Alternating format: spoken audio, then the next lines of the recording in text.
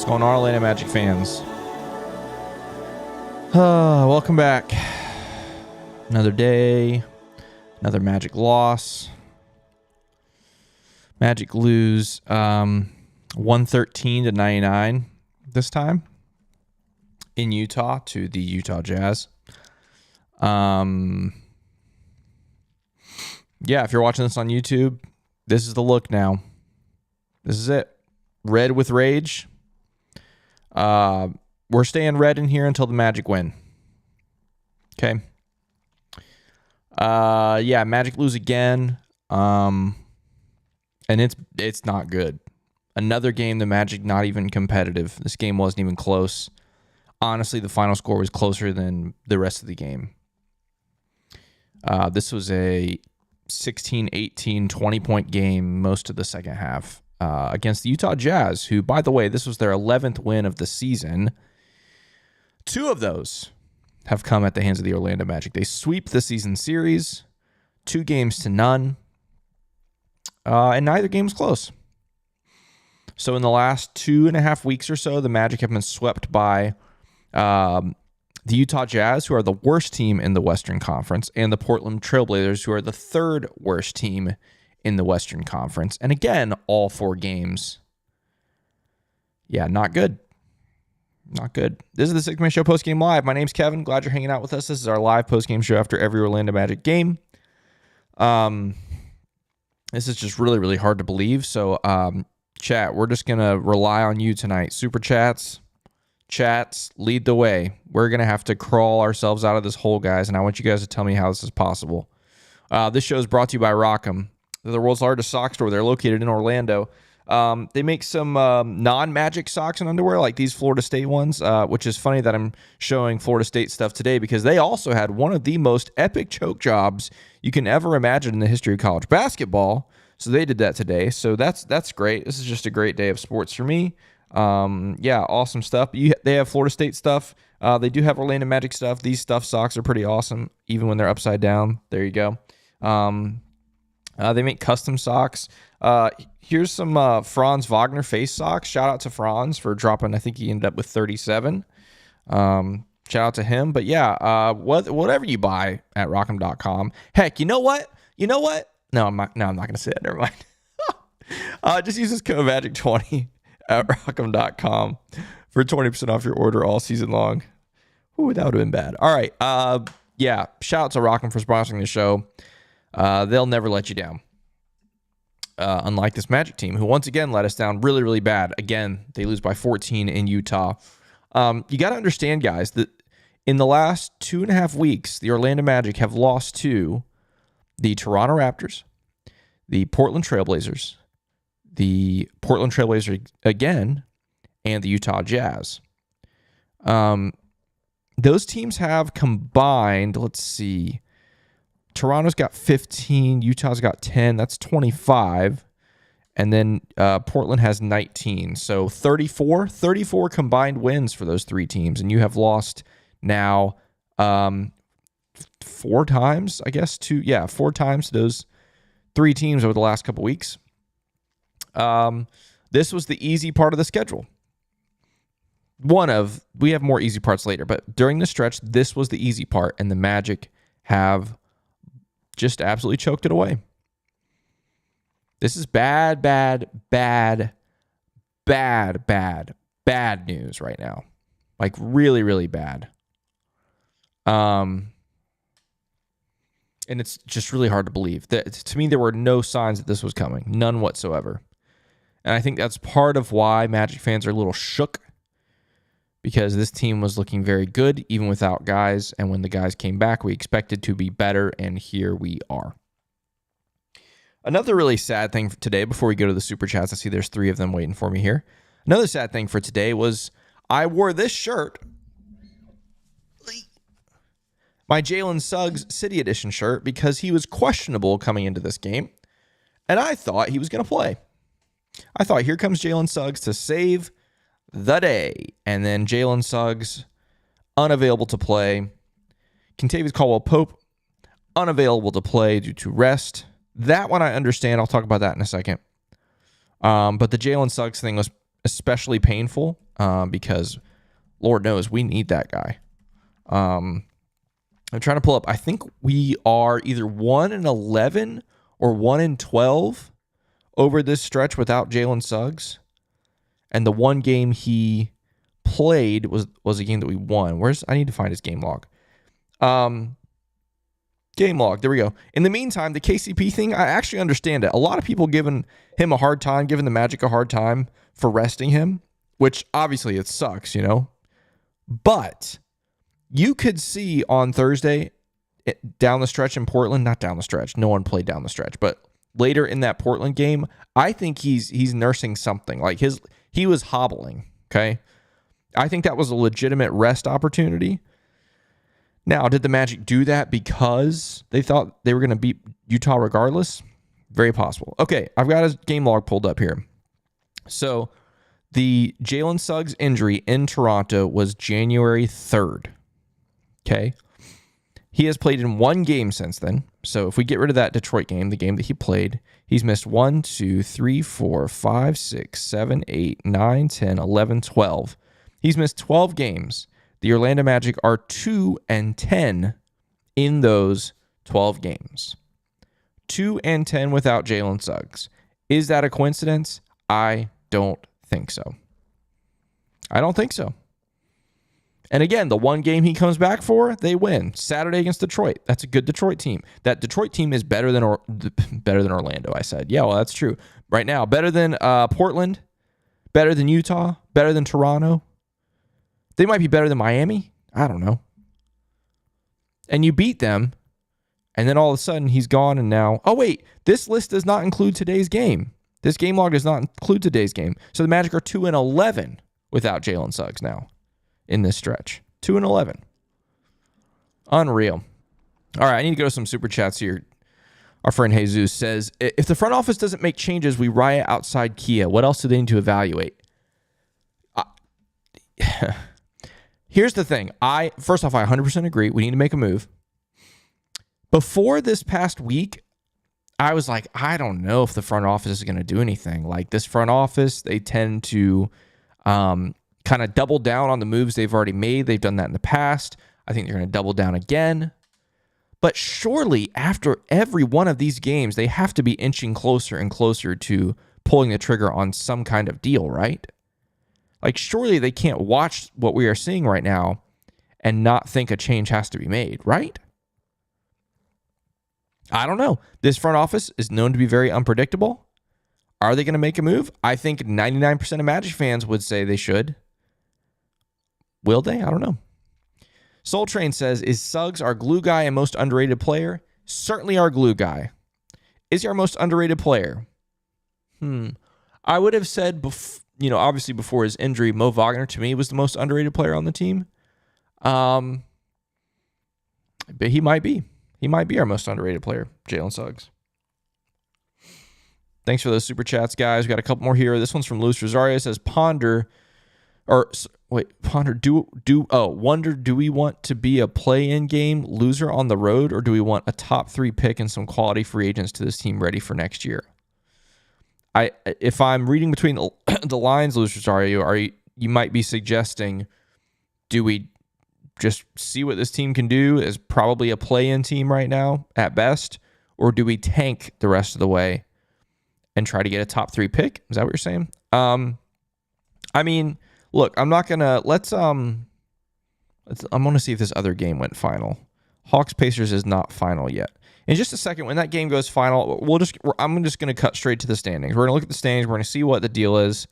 Right now, as we speak, the Hawks and Pacers were also 5:00 tip-off. They're still playing. It's currently a 2-possession game. It looks like Indiana's going to win that. But a game that has direct implications on the Magic on both sides. Indiana, who the Magic are chasing. Atlanta, who the Magic are barely ahead of. I think it's 1.5 games right now, depending on how this game goes. And so some people are asking, time to tank. The Magic are only 3.5 games up. 3.5 games up on the Sixers, who are in 11th place. That's 3.5 games away from missing the playoffs, missing the postseason, I should say, entirely. 3.5 games. Dangerous, dangerous, dangerous territory right now. Another super chat here from Jesus says, unfortunately, The Franz is greater than P5 combos will start on X. Yeah. Here's the thing. Like, I don't want... What sucks is what I'm about to say can easily be clipped and misconstrued and whatever. As it stands right now, just these last few games, Franz has been better than Paolo, right? I don't agree with the arguments of long-term 5 versus 22, who's better, who's the franchise player, who's the cornerstone, blah, blah, blah. I think it's all stupid. I think they're both great. And we have 2 cornerstones, which I think is awesome. But right now, Paolo is really struggling. I mean, really, really struggling. 4 for 19 again today. 9 points. Had the second worst plus-minus on the team at minus 17. 0 of 6 from 3. I mean, it's just not. And again, I've said this before. Paolo knows he's not playing well, right? Like, what I'm saying here is not some groundbreaking, earth-shattering, controversial thing. He is playing terribly right now. He knows that. The question is, how long is he going to play like this? When can he snap out of it? We know he's a better basketball player than this. I mean, these last, let's see, 1, 2, 3, 4, 5 games. He had the Detroit game was good, right? He had 32 points, 11 of 22 from the field, 3 of 6 from 3. He missed 7 free throws, which is not good. But he was good in that game. The other games, though, 1 of 14, 7 of 21, 10 of 23, and then this afternoon, 4 of 19. That's just abysmal.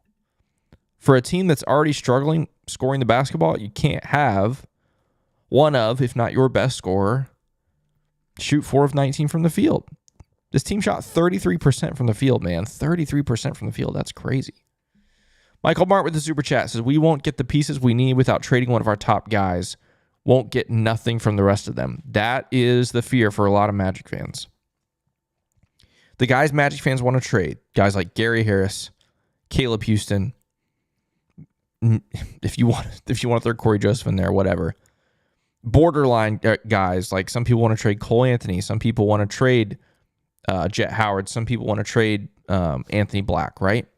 That whole list of guys, what do they give you on the trade market? Obviously, guys like that last group, Cole, AB, Jet, are going to give you a better return than Gary, Caleb, Corey, right? But on the whole, is it going to get you anyone that's actually going to move the needle? I don't know. Doesn't seem like it. Thank you guys so much for those super chats. Let me check out this other game. Are they done over there? I think it's in Indiana. Yeah, they are. They're done over there in Indianapolis. Pacers beat the Hawks. The ESPN.com standings have not quite updated yet. When that updates, I'll go to the standings and talk about them. But let's go to the chat for a few minutes here. Man, this is hard to believe. Also hard to believe there's this many of you with us. Like, we just have a lot of sad and angry Orlando Magic fans here today. We got 180 of you watching on YouTube.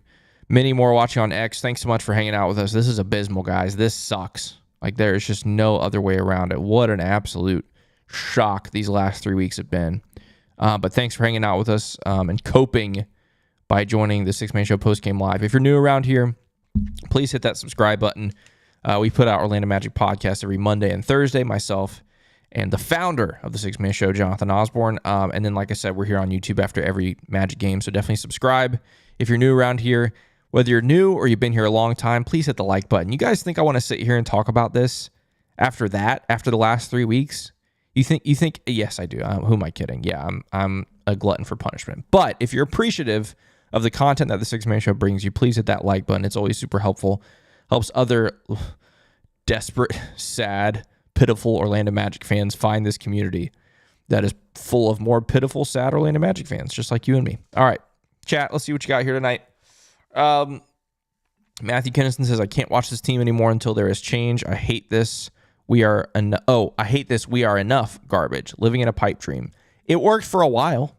You can't argue with the results earlier, but now it doesn't work anymore. Doesn't work anymore. Unfortunately.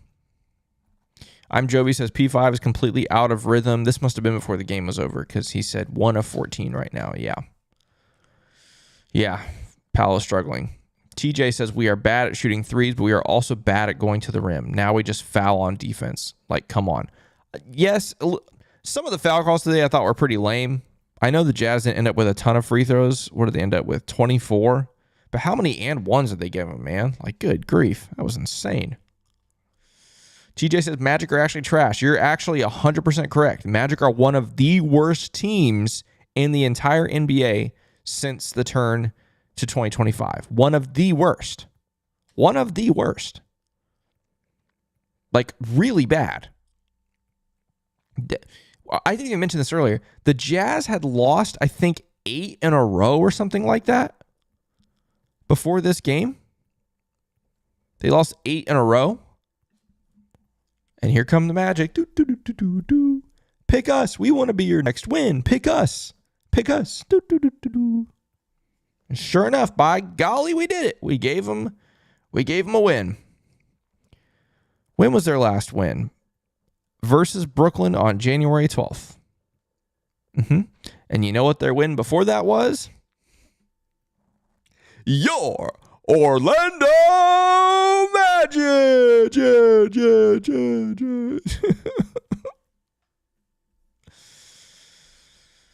All right. Back to the chat we go. Whatever. A lot of people saying they turned the game off. Don't blame you.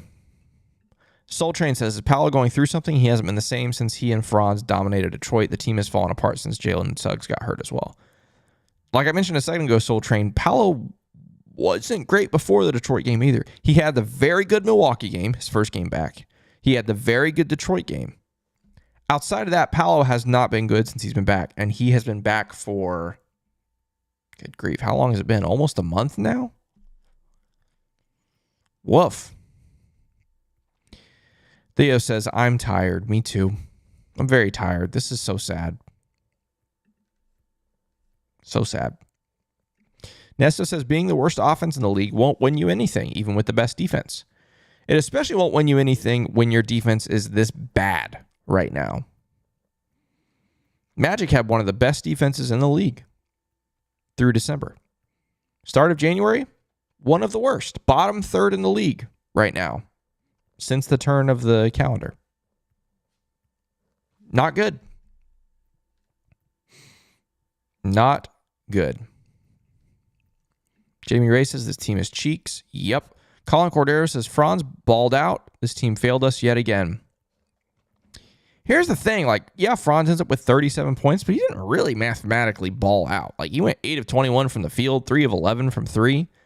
Where he made a living tonight was on the free throw line, which you have to give him credit. I don't mean this as like take away from Franz, because he was at least aggressive and got to the rim and drew fouls all night long.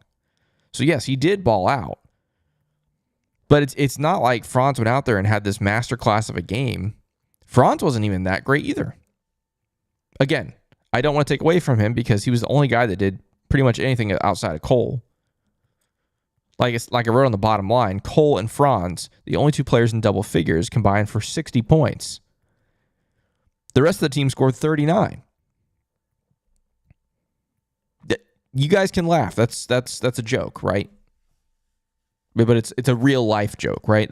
The other guys on this team scored 39 points. Who else played? 1, 2, 3, 4, 5, 6, 7, 8. 8 guys combined for 39 points. 8.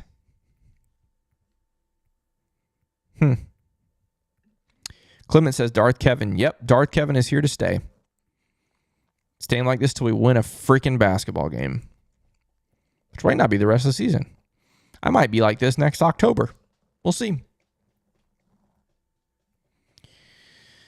Gisbel over on Twitter X says panic. Yep. It is absolutely panic time. Absolutely panic time. Colin says we are in a straight free fall. 22% from 3, and we are getting cooked by near every team we go against. Yeah. Another game where this wasn't competitive. This game was not close. This team got absolutely cooked. Again. Against a very, bad team. The Utah Jazz, when playing the rest of the NBA, have 9 wins. 9. And they are 2-0 against the Orlando Magic.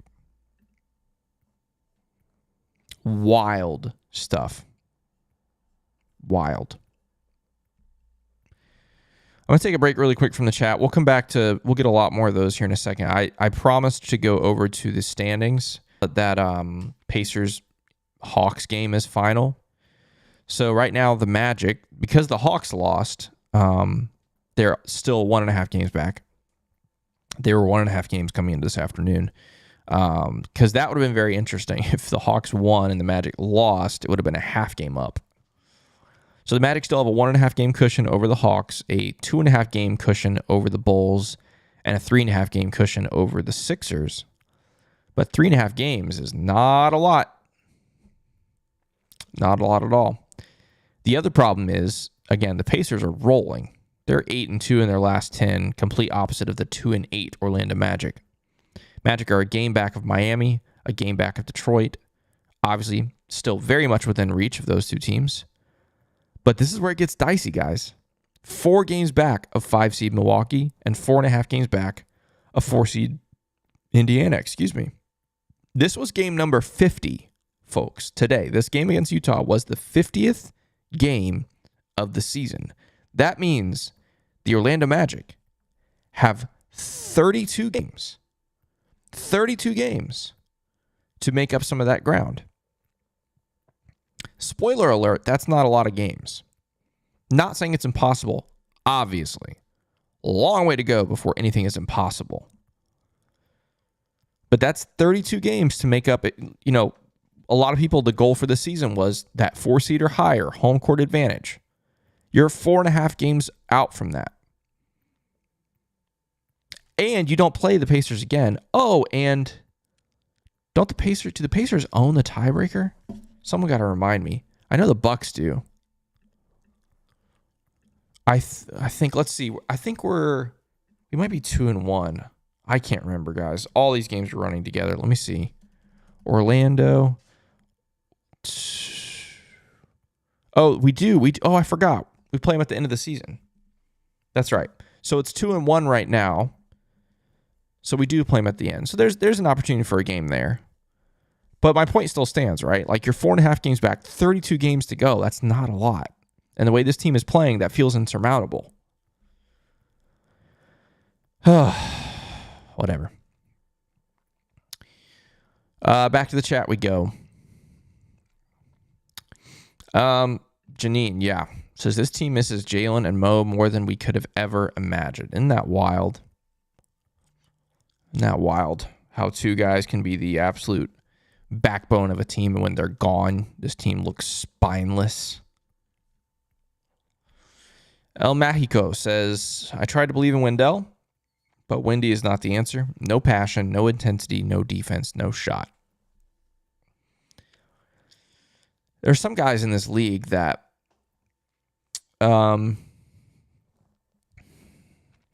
like body language is a consistent problem, right? Like they might be a good player. They might be a player that actually tries. They might be a whatever.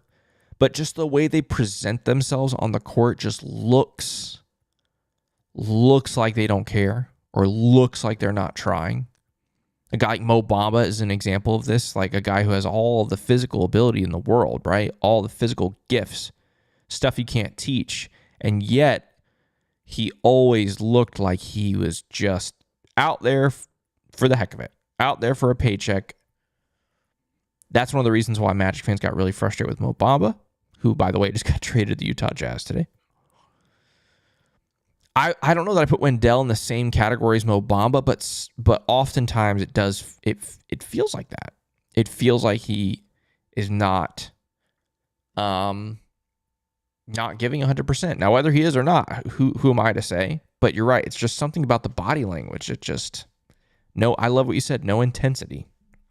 Just never feels like there's intensity for Wendell. Brynjar says, we need a hero for Kevin's villain arc. Please. I need a hero. We all need a hero right now. We need someone wearing Orlando Magic blue and white to be a hero. Anybody, please. Luis Rosario says 2-10 in the last 12 games is a complete embarrassment. Yes, especially considering who those 12 games have been against. And in fact, let's just add salt in the wound. Why not? Let's kick ourselves while we're down, shall we? Why not? Why not? Why not? Why not? Okay. Here's that stretch. Minnesota, Milwaukee. Fine losses, right? Like, Minnesota's good. They haven't been great this season, but they've got a lot of weapons.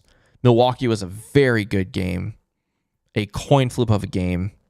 I have no problems with the Milwaukee loss. You beat Philly. Great. The second Milwaukee loss, really bad.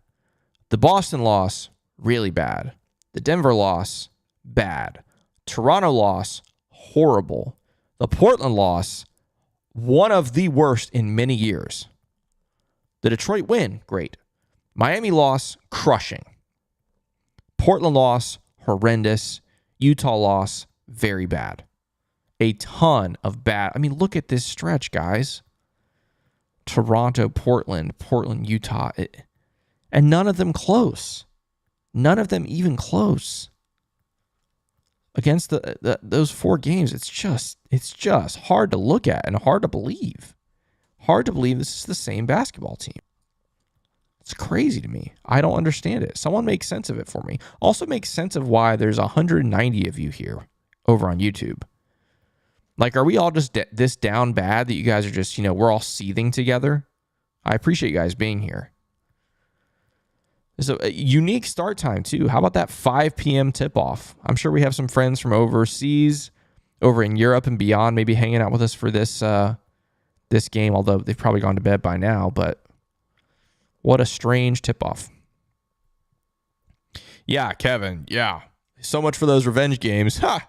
Kevin's referring to Monday's episode of the Six Man Show where Jonathan and I predicted the week ahead. I said 3-0 because all 3 of these games were quote-unquote get-back games, right? We won a revenge for the Miami game because of the Tyler Hero game winner. Blew that in double overtime. I won a revenge for the Portland game 2 weeks earlier where we only scored 79 points on our own floor. That was really bad. And then tonight, this afternoon, whatever. I thought we'd get revenge for that home loss to Utah. Nope. 0-3. 0-3 in revenge games. How about that?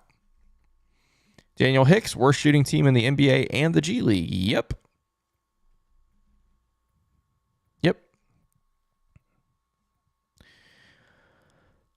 Blaze has Grayson Allen on the way. Man. I don't know, but I feel like something has to happen, right? Right?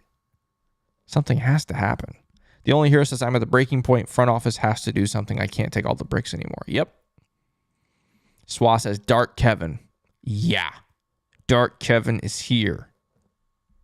Dark Kevin is not happy. I did all my screaming on Thursday's show, so no screaming today. But this is just painful. Duval T87 says his offense is so stagnant. Yep. Painful to watch. Tozer says, Suggs, we need you, man. Yeah. PD says, we are, in fact, not enough. Yeah. Yeah, that's facts. We know that now. Viram says, KCP getting traded. How about JT, Jeff Turner, flat out saying in the show, like, hey, guys, don't worry. Just because it's the trade deadline doesn't mean that's why KCP is sitting. Oh, man. Yeah, a lot of people are saying they want moves. I'm with you. Like, you can't watch what has happened over the last couple. And here's the thing. The last 2 weeks have been really, really bad. Really bad losses. Right? But the problem is, it's not just about these 2 weeks, right? Yes, the Magic had a great first 3 months of the season, right? Exceeded all expectations given the injuries and everything. However, the problem from those first 3 months, problems, haven't changed in these 2 weeks. Sorta. Right? These 2 weeks, the only difference to me right now is that your best players, Franz and Paolo, are not being consistently good. That was the reason why the Magic sustained that wave of injuries to start the season, was because Franz was consistently very good every single night. In spite of, which was my original point, horrendous shooting. Magic were the worst shooting team, before we got Paolo back and before we got Franz back from the injury and all that stuff, right? Like, it's not like it's just been these last 2 weeks that we haven't shot the basketball well. If we were on this bad 2-week stretch where we're having all these losses and the Magic just forgot how to score and shoot the basketball, I'd be like, I wouldn't be as pressed for a trade. But the fact the Magic have been this way now, not just the last 2 weeks, but this entire season and last season and the season before that, honestly, is why I'm here, why I'm at the point now where I feel like we need a deal. Brian G says the season is over. Blaze says season is done. It certainly feels that way. It feels that way. Not that the season is over, but it feels like the lofty hopes and lofty expectations of this team are quickly disappearing. Doesn't mean this team won't make the postseason. I still think they will. But is this team good enough to make noise in the postseason? It's quickly looking doubtful. PD says, not going to lie, I'm finding solace in Darth Kevin. I like that name, Darth Kevin. That's what I'm going to call myself until we win. Until we win. Oh, gosh. All right. I'm not even going to go to the box score, guys. I know I always do. I'm just not going to. There's just no point. No point looking at the box score. 2 guys scored in double figures. Like, I'm not gonna look at that. Mauro 1 Rod says, down bad, but I believe. I'm glad you do. Here's the thing. Do I believe? That's the question I need to ask myself right now. I feel like I believe we have pieces, but I don't know.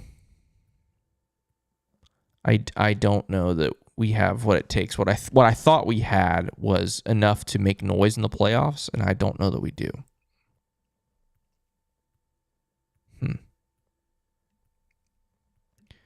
R. Jonesy says, are y'all front runners or no? Wasn't much celebrating tonight. I know y'all like to call other teams that, so I'm curious. I can't remember, R. Jonesy, if you're the person that commented on YouTube about this. Someone made a comment about this recently, which wasn't at all what I said. He's referring to the fact, I think it was on the last episode, I said that we've called other teams front runners. Those are the teams that run their mouths and stuff only when they're winning. And the comment on YouTube said something like, well, of course, the Magic, there's nothing to celebrate when you're losing. I never said celebrate. I said before this stretch, they're not going to back down. Even if they're down 20, they're not going to let other teams clown them and boss them around. They're not going to let them push them around. They're going to talk. Doesn't matter what the score is. But right now, this team is lifeless. They have no energy. They have no fight. Even when you're down 20 points, you can at least show life. That's what I mean by front runners. There are other teams in the league that are known for that. When the team is up, they're flying high, they're running their mouth, they're getting physical, they're doing all those things. When their team is down, they're like little puppy dogs with a tail between their legs. And right now, the Orlando Magic are doing that. It's a complete 180 from who this team has been, not just this season, but for the last couple seasons. It's a Jamal Mosley staple. Doesn't matter the deficit. They're going to give the same amount of energy, the same amount of hustle, the same amount of intensity. And right now, they're not doing that. And I don't understand it. Hard to believe. Corey says the worst part of the box score is Paolo 1 for 3 from the free throw line. That's not nearly enough free throws. That's so true. On a night where you just can't shoot the basketball to save your life, you got to find a way to get to the free throw line. Absolutely agree. Did I think Paolo, there were some calls that should have gone Paolo's way that didn't? Yeah, but maybe 2? I don't think the refs robbed Paolo tonight. Man. Rough.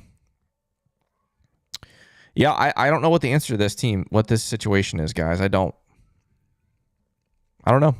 I don't know what the answer is. Like, I'm at a loss.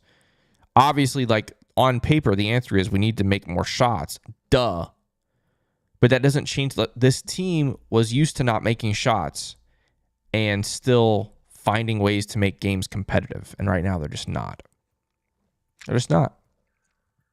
Woof. Where do we go from here? Puh. Well, Monday we go to Oakland. Sorry, not Oakland. They don't play in Oakland anymore. San Francisco to play the Golden State Warriors. Interesting. Oh, man. Yeah, it's going to be tough, guys. But hey, whatever. Hey, if there's any team to bounce back from terrible losses like this and win against good teams, it's the Orlando Magic. I don't know if that's going to happen, but whatever. Thank you guys so much for tuning in tonight. Like, seriously, you all are a bunch of crazy people. Like, this sucks. This is a miserable time. But you guys are here, and I always appreciate that. We'll be back Monday for a new episode of the Six Man Show with Jonathan, and then Monday night, another late tip at San Francisco against the Warriors. Have a great weekend, and until then, let's go Magic.